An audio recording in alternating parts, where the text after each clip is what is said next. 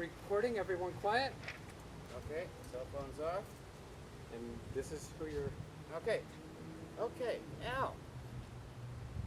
How long have you been in Los Angeles? Let's start with that. How long have you been in Los Angeles? Well, I first came here in 1952. I came here primarily to promote and to introduce my first recording record that I made, and that song was called Here in My Heart. And Nick Savano was my manager, and he brought me over to, first place he brought me over to was a place called Larry Finley's My Own Place in order to play my record. He had a studio there. And then, of course, after that, we went to Patsy's place for dinner. And I've been going there ever since. He was like my godfather in a way. Well, let's talk about that. So you had just come out here, and immediately you went to the Villa Capri. That's right. Can you tell me what the Villa Capri was like at that time? Well, it was the first one. It was across from the Beachcomber, and it was really a cute little place. Could you start that over again, please? Pardon? Could you start over again? Yeah. I stepped out of this. Yes. Well, that was the first place that he had, called the Villa Capri, and it was just across the street from the Beachcomber. They kind of worked together on there. If you didn't go to the Beachcomber, you went to the Villa Capri. But Villa Capri was more of a celebrity place. It was not a hangout. They catered to celebrities. Now, whether it was planned that way, I don't know. But it worked out very well for Patsy.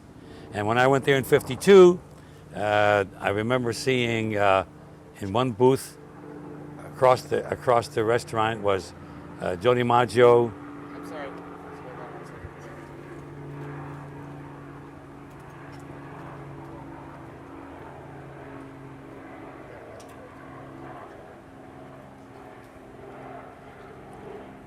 Yeah, yeah. No problem. Is that a duck in that? No. All right. We're still rolling. Okay, where are we now? Okay. Well, Let's talk about. Okay. Well, the first who time- did you see at the Villa Capri? Who did I saw? Well, the first time I went in, Nick Savano took me there. We sat on the table, and I immediately recognized Joe DiMaggio and Marilyn Monroe and Sinatra. They were sitting in one of the booths there, and that was the first time. And not realizing that a few months later, I'm going to be going to Niagara Falls to pick up Marilyn Monroe to come to my opening at the Town Casino in Buffalo. That was about October of that year, 1952. Every year meant a difference back in those days. And at that time, Frank was having a lot of trouble trying to get his career back on track again. A lot of trouble. And he didn't make it until 1953, November '53. Now, prior to that, Frank and I took 6 weeks' work in London or England. I would take 6 weeks, he would take 6 weeks, and we'd play the same theaters. The Empire chain, it was called. And that's when I first got in touch with Frank. So tell me about that. So how did you meet Frank Sinatra, and what was your relationship like? Does that mean you were both singers and you were both, seeking? Well, I didn't meet him that night. The first night, Go ahead. Yeah. he was with Joe and Marilyn, and I didn't want to go over and disturb them, so Nick and I ate at another booth. You see, but we never went over and talked to Frank. I didn't meet Frank until a year later in England, during the Queen's coronation, Queen Elizabeth. He was invited to the coronation, and I was playing the Palladium in London. So Frank and Ava came to my opening night, and then after that we went to dinner at the Dorchester Hotel with Winston Churchill's birthday party. And I remember an incident that happened while I was sitting with Winston Churchill with his two daughters, Sarah and her sister. Frank Sinatra Ava Gardner had walked by first. And he said to me, Mr. Martino, isn't that Ava Gardner? I said, yes, it is. And he said, well, who's the gentleman following her? I said, Mr. Churchill, that's Frank Sinatra. He said, why is he walking so far behind her? I said, Mr. Churchill, that's a long story. Okay. It's bad. It's inside like. I'm so surprised. The airlines fly right over my house all the time. So where were we? Did you get any of that? Well, let's do the Winston Churchill story again. Well, after the coronation that Frank was invited Sorry, I to, wasn't rolling. Yeah. Go ahead. We are now. After the coronation that Frank and Ava were, we went to Winston Churchill's birthday party at the Dorchester Hotel. And as I was sitting talking to Winston, Ava Gardner had passed by, and he said to me, "Isn't that Ava Gardner?" I said, "Yes, Mr. Churchill." He said, "Well, who's the gentleman behind her?" And I said, "That's Frank Sinatra." He said, "That's Frank Sinatra? Well, why is he walking so far behind her?" I said, "Mr. Churchill, that's a long story." And that's how we...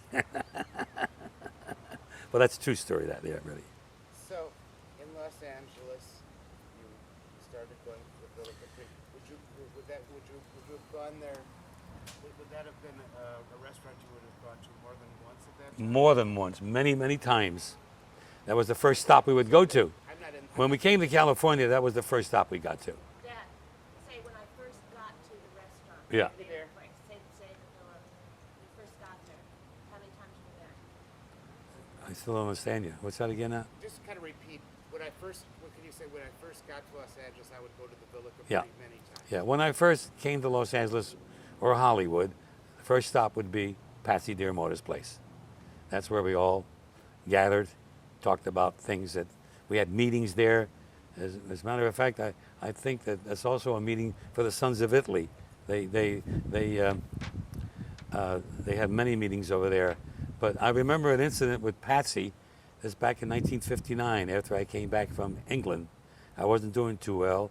My career had really slipped quite a lot, and I decided to go back in the building business in Los Angeles. So I went to dinner one night at his restaurant and didn't have much money with me, so I wrote a check out. And unfortunately, that check bounced. So Patsy D'Amore called me and says, "Look, Al, I know you're having a bit of problems financially, and you can come here and eat anytime you want with no charge at all." And I never forgot that. So he was very, very generous man, very generous. And then we got to talking about the building business, Patsy and I. And he said, "We know, I've always wanted a fireplace in the Durante room." He said, "You did? Well, I'll build it for you. No charge at all. I just built the fireplace for him." And we became good friends, really. But then the incident was 10 years later, back in 1968, I brought my wife there for dinner. And we had dinner, and the waiter brought the check over, and Patsy immediately picked it up. And I said, "No, Patsy, you don't have to pay for this one. I'm doing very well now." That was it. That's how we met, and that's how we know each other. So you had told him about the fact that you were in construction. You Yeah. didn't know how to lay bricks and all. Well, that's how we decided that we're going to have this fireplace and chimney in the Durante room. And I went all out with it. Went to the builder supply company, bought everything, purchased everything, hired a couple of laborers, and we built it for them. Turned out to be a beautiful piece of work, didn't it? Yeah. Now the Jimmy Durante room housed many parties over the Yes, it did. years and Many of them. entertainers. Did you ever go to any events in the Jimmy Durante room? that you I've been there recall? many times, sure. Many times. That was the place where we wanted to sit. The Durante room was very popular. It was a meeting place for many people. Even when Frank opened up his recording company, all the meetings were there. Reprise. He had a lot of meetings there.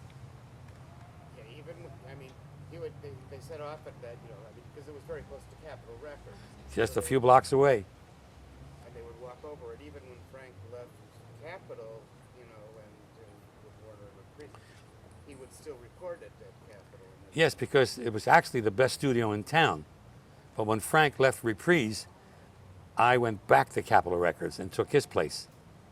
You see, when he left, he wanted me to record it for Reprise, but I said, no, I'd rather go back to Capitol. See, and Capitol Records had a policy that they would never bring back an artist that was already let go. But because of my perseverance and tenacity, I decided to pursue it. I had a friend up there, Voyle Gilmore, who was Sinatra's producer. And he talked Alan Livingston to ignore that policy and brought me back to Capitol Records. Now you mentioned you went to pick up Marilyn Monroe in Niagara Falls. Is that when she was making Niagara? She was making Niagara then, and I was opening up the town casino, and took a limo, went to Niagara Falls to pick her up, brought her to the town casino, and it was a beautiful evening we had. Beautiful. Dad, can you state that saying Marilyn Monroe? Yeah. Sorry, I don't mean to. No, I do no, what no, you you're- do, so it's like. I was gonna. What's that? Okay. Yeah, we just need to say Marilyn Monroe to open it because. Was that again now? I'm not in this, so if you can say I went to Niagara Yeah. Falls to pick up Marilyn Monroe. Yeah. Alice, you should- Well, a few months later, I have the opportunity to meet Marilyn Monroe again, and she was making a picture called Niagara in Niagara Falls with Joseph Cotton. And at my opening night, I went to Niagara to pick her up and brought her to my opening at the town casino. That was probably November of the same year, 52. Now you mentioned that Patsy was very that you bounced a check there. Yeah. And was kind enough to. What was your when did you first meet Patsy? Did you meet him the first night you went to? Yeah, sure.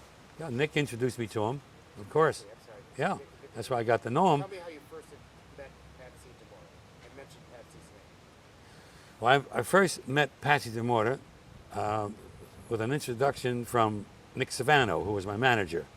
And when we walked in the Villa Capri, Nick, of course, saw Patsy and said, "This is Al Martino. He's a singer that I'm handling now." And he came out here to introduce his new recording, which was called Here in My Heart. Now, that was before I brought the record to Larry Finley, who had a place called My Own Place on Sunset Boulevard. He played the record there, and of course it became #1 in just a short while. And that's how I became rooted in Hollywood. I kept coming up here very often. So altogether, I would say I've been coming to Los Angeles since 1952 till now. Now I live here now. Been here 40 years at the same house. So, do you remember when the Villa Capri, the first one that you Yeah, sure I do. became a larger building? Yes, I remember when I remember when it was built. See, I remember when the Villa Capri, the second one, was being built. I was still living with Nick Savano at the time. We were just called the Trey Brook Apartments on Orchid Avenue. And of course, I've seen I've seen Hollywood change an awful lot since then. And I've seen, like, you had CBS there, you had NBC, and you had on the Sunset Strip, you had Ciro's, Trocadero, you had Mocamba. Well, all these places moved out, you see, because Vegas came in. And when Las Vegas came in, the Hollywood scene diminished quite a lot. And it was sad to see Hollywood deteriorate that way because we depended on it. So I remember Hollywood Boulevard and Sunset Boulevard and Vine Street very well. So, what were the differences, apart from the size? Did you notice any differences between the two restaurants and the smaller? Well, one of course was larger and architecturally much more, modern and contemporary. And I think it held quite a lot of people, patrons, maybe 4 or 5 times more than the small place. Because the Durante room helped a lot too, because it became not only a meeting room, but it was beautiful when you walked in, especially with that fireplace I built. They also had, one of the events that did take place in that Durante room was Frank Sinatra's 42nd birthday party. That was 1957. Oh, can you tell me a bit about that? Can you tell me about Frank Sinatra? Well, he had his birthday party there. Right. It was on December 12th, I think it was. Wasn't that his birthday? December 12th, yeah. He had it there. And of course, all his friends came. You see, and Nick Savano was there, I'm sure. And that's it. I mean, historically speaking, it was the people that made that place, historically. It was the people that patronized it. The architecture had nothing to do with it. It was the people that went in there. Everything you've seen was about Frank and about Joe and about Marilyn. And every movie star that walked in the place. And a lot of them were there. Now, did you know any of the waiters that worked there? Did you become friendly with any of them or any of the people who worked at the Villa Capri? Well, I happened to know a guy by the name of Matty Jordan, who owned Mateo's in Westwood. Well, I got him his first job there as a busboy, Matty Mateo. He was a truck driver before that. He moved in with us, Nick Savano and myself. So Matty Jordan turned out to be one of the greatest restaurateurs in Beverly Hills, really. Actually, Westwood. Now, I don't know if you're aware, but I mean, Maddie was one, but there was a Many more. tremendous amount. Many more. They all got their experience from Patsy D'Amore. That's where it all started, right there. From a busboy to a waiter to a maitre d', and from there, a restaurateur. They owned the place. Every restaurant you see in this town, all their apprentice was Patsy D'Amore. They all worked there. Now, earlier we showed you this photograph of Patsy dressed up as the Godfather. Yeah. And you know a bit about the Godfather. Is that- Can you tell me about how you got your role in the movie The Godfather? Can you tell me a bit about that? Pretty extensive, right?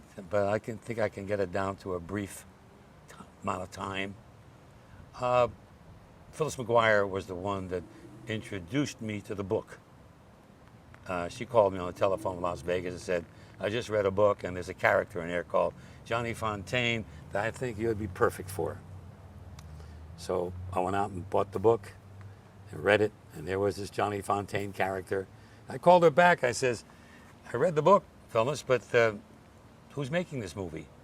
She says, well, Al Ruddy is making it. And I said, well, she said, you should look him up at Paramount, in which I did.